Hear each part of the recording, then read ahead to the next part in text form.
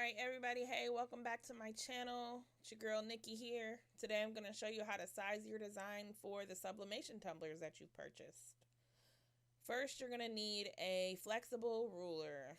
You can order them on Amazon. Super cheap, super easy to buy. Any sewing ruler would work. Sewing, measuring, all of that. So here you see I'm just wrapping the ruler around the outside of my cup. Want to make sure that it's tight around so I get an accurate measurement. And there you have it. It's about 9.25 inches all the way around. Right there. And then next we're going to measure the height of the cup from top to bottom. And here you see this is about, I just say 8.1 in height. Next we're going to go over to our design software. I use Photoshop. So here we are in Photoshop. I'm going to open a new document. This is just a standard 12 by 12 with a 300 DPI background. I'm going to load in my design. And then once I load that design in, I'm going to resize this design to make it to the size that I need to print.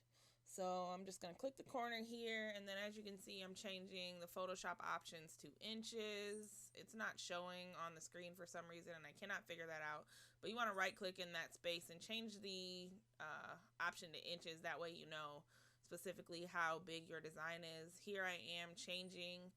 So because I know and I've tested and tried these cups, I know they're 9.28 versus 9.25 inches. And then I only do 8 inches because I like to leave a little white at the top and the bottom of my design to prevent fading and all of that. It just makes my designs more crispier. So I sized it to 9.28 inches by 8 inches tall. And that's all you have to do in order to size your design. The next thing you're going to do is just hit print.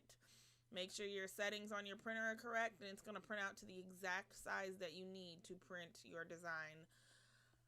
If you have any questions, comment below, like and subscribe. Thank you for watching my video.